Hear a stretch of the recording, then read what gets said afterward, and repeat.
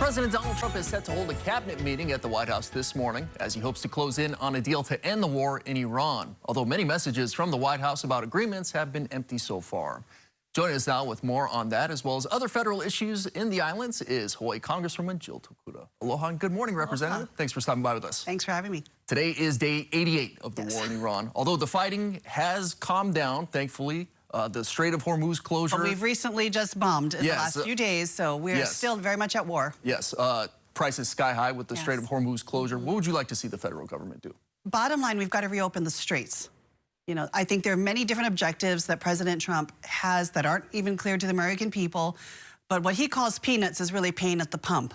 You know, when I left Kaneohe, he was, I think, $5.89 a gallon. That is absolutely insane when we think about families struggling to not just fill their tank, but now the impact on the cost of groceries, air flights for many kama'aina needing to get between the islands. This is really hurting. We've got to reopen the straits, and we've got to start to provide some relief to the American public. $1 billion a day we're spending on this war. Imagine what we could be doing with it right here at home. You recently had a hearing with the House Armed Services Committee pressing the Army Secretary about the lease that is set to expire in 2029 for Pahakuloa. What commitment did you demand from him? I demanded that he take condemnation, eminent domain off the table. Don't steal stolen land.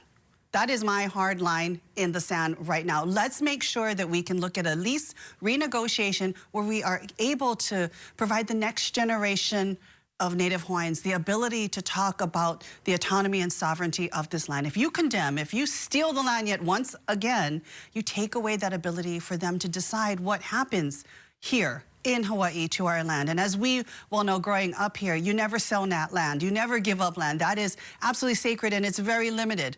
It's finite. And so in this particular case, yes, we're talking about just a portion of Pahakuloa, but we can't cede anything back to them. And so my challenge, my demand from Driscoll and everyone else who's come before us is give us the opportunity in the next 38 months we have before the leases expire to be able to talk about a new lease, a renegotiation, perhaps one that provides real money, not a dollar for 65 years, to, you know, to give to the people of Hawaii so we can advance Native Hawaiian health and education and housing. Let's talk about land that they don't need, that they can give back. Let's talk about being good neighbors. And that's what I've been demanding from every person in the military that's come before me who's been at that negotiating table. Speaking of Native Hawaiian education, very important topic. The federal budget proposed by the administration aims to slash a lot of the funding for that, block grants, et cetera. What are you doing to work on protecting that? You know, we've got to fight for every dollar, and it's not even about the money. We've been here before. Last year, we fought for the exact same thing to protect Native Hawaiian education programs, the housing block grant for Native Hawaiians, health programs, all of these different things. They put in there some very damning language this time that states that Native Hawaiians are a racial group, not an indigenous people.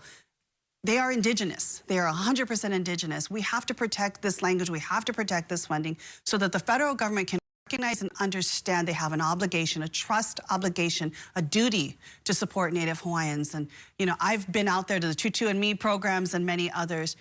This money is about providing our Kiki with every opportunity they have to succeed. It's providing good jobs for our community. It's strengthening families by teaching them how to best engage and support their little ones. It's scholarships. It's the ability for us to grow our own Native Hawaiian teachers and doctors. And so that's why we have to fight very, very hard to make sure that every dollar is protected and every dollar gets to where it needs to go quickly so that we can make sure that come the fall semester, we have got kids in programs and we've got teachers out there in communities, you know, helping through these programs. You're back home in the islands, but the work doesn't stop. What are you working on this week? Well, I'm going to be heading right after this out to Waianae. We've got a lot of work to do out at Pa'akea Road to make sure both the Navy and the Department of Transportation here at the state level address flooding issues. We saw the absolutely devastating impacts of the Kona lows. We were just talking about how we're on the precipice of a very bad Super El Nino hurricane season. What are we doing right now to make sure we're mitigating